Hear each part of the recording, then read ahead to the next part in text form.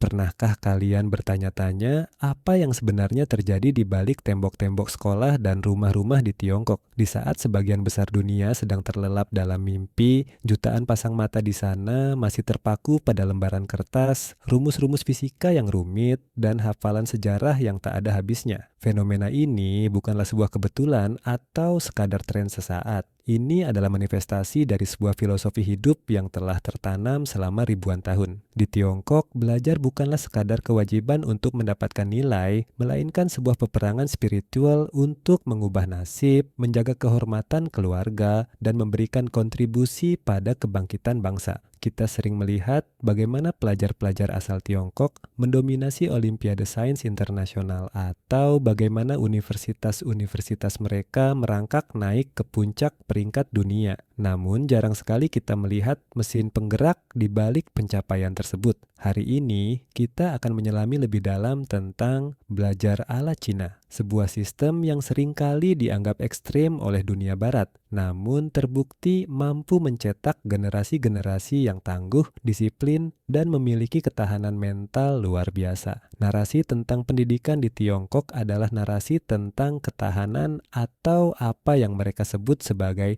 ciku atau memakan kepahitan. Bagi mereka, kecerdasan bukanlah sesuatu yang terberi sejak lahir, melainkan sebuah otot yang harus dilatih dengan rasa sakit, pengorbanan, dan dedikasi yang tak kenal lelah. Di balik kemegahan ekonomi Tiongkok yang kita saksikan saat ini, ada fondasi pendidikan yang sangat keras dan kompetitif yang menjadi tulang punggungnya. Melalui video ini, kita tidak hanya akan melihat jadwal belajar mereka yang sangat padat, tetapi juga mencoba memahami akar budaya Konfusianisme yang mendasarinya, bagaimana ujian nasional yang disebut Gaokao menjadi titik penentu hidup dan mati seorang remaja, hingga bagaimana cara mereka memandang kegagalan dan kesuksesan dengan cara yang sangat berbeda dari kita di Indonesia atau di dunia barat. Mari kita mulai perjalanan ini dengan memahami mengapa pendidikan di Tiongkok dianggap sebagai satu-satunya tangga menuju langit.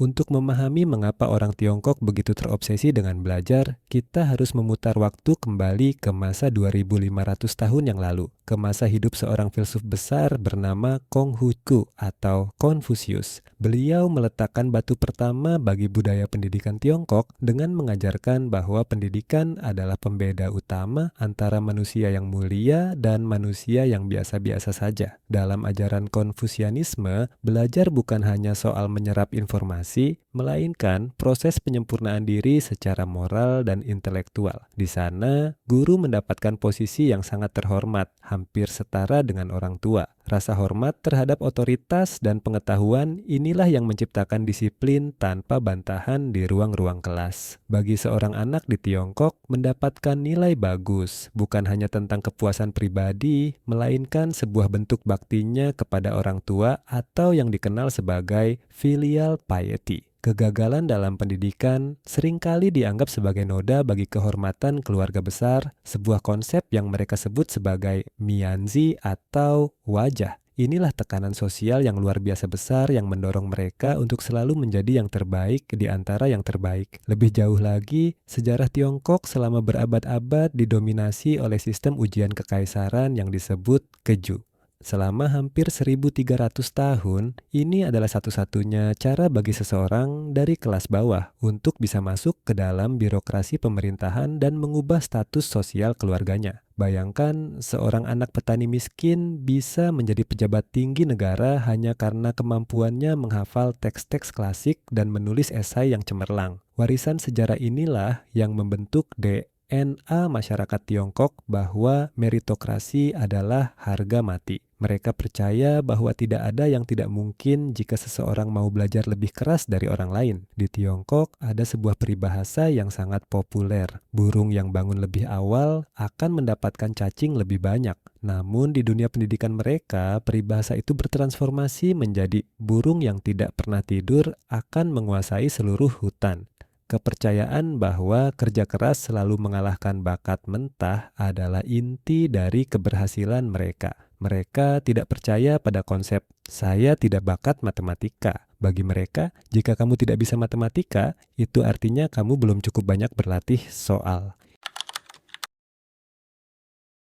Jika ada satu kata yang paling ditakuti sekaligus dihormati oleh setiap remaja di Tiongkok, kata itu adalah gaokao. Ini adalah ujian masuk perguruan tinggi nasional yang berlangsung setiap bulan Juni selama 2 hari, namun persiapannya memakan waktu hampir seumur hidup. Gaokao seringkali disebut sebagai ujian paling sulit di dunia, bukan hanya karena tingkat kerumitan soalnya, tetapi karena implikasi yang ditimbulkannya. Bagi jutaan siswa, 2 hari ini akan menentukan apakah mereka akan masuk ke universitas elit yang menjamin masa depan cerah atau jatuh ke dalam ketidakpastian ekonomi. Suasana selama gaokao berlangsung benar-benar luar biasa. Seluruh negara seolah berhenti berputar. Konstruksi bangunan dihentikan agar tidak bising, rute bus dialihkan agar siswa tidak terlambat, dan polisi bersiaga di setiap sudut jalan untuk memastikan ketenangan. Tekanan ini menciptakan sebuah lingkungan di mana siswa kelas 12 di Tiongkok seringkali belajar selama 14 hingga 16 jam sehari tanpa hari libur, tanpa hobi, dan tanpa kehidupan sosial. Di sekolah-sekolah pabrik ujian seperti sekolah menengah Heng Shui yang terkenal, rutinitas siswa diatur hingga ke detiknya. Mereka bangun pukul 5.30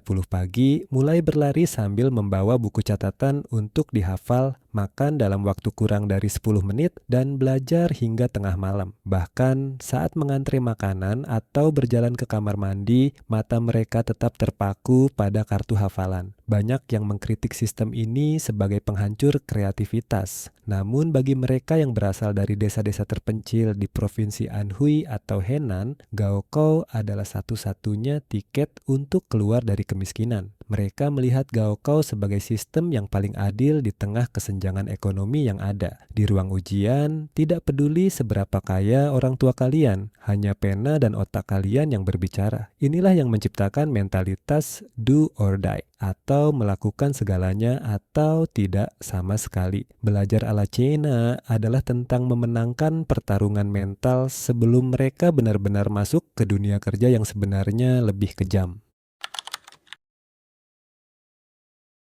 Satu hal yang sering disalahpahami oleh dunia luar adalah anggapan bahwa belajar ala Cina hanya sebatas hafalan buta atau rote learning.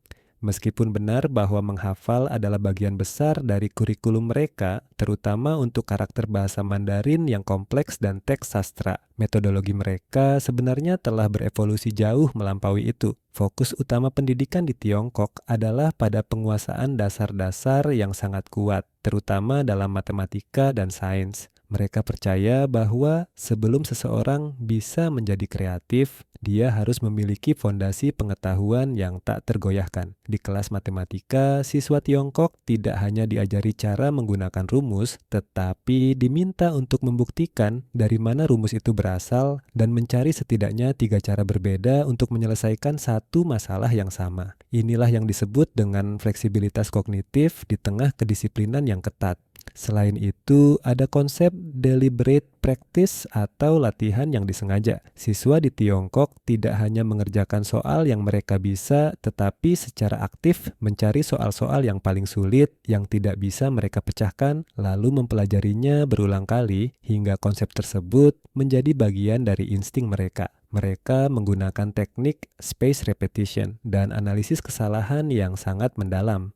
Setiap siswa biasanya memiliki sebuah buku yang disebut buku catatan kesalahan, di mana mereka mencatat setiap soal yang salah mereka kerjakan dalam ujian simulasi, menganalisis mengapa mereka salah, dan menuliskan strategi agar tidak mengulangi kesalahan yang sama di masa depan. Proses refleksi diri yang jujur terhadap kelemahan sendiri inilah yang membuat progres belajar mereka sangat cepat. Mereka tidak belajar untuk merasa pintar, mereka belajar untuk menemukan di mana letak ketidaktahuan mereka dan memperbaikinya secara sistematis.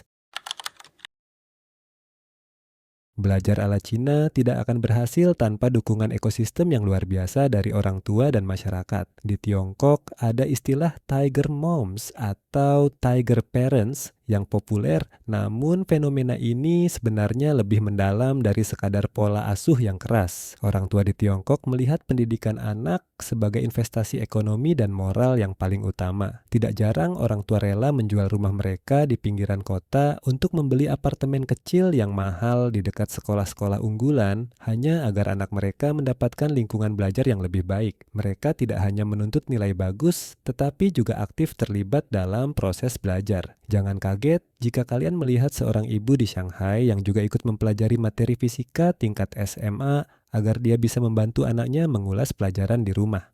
Pendidikan adalah proyek keluarga, bukan hanya tanggung jawab sekolah.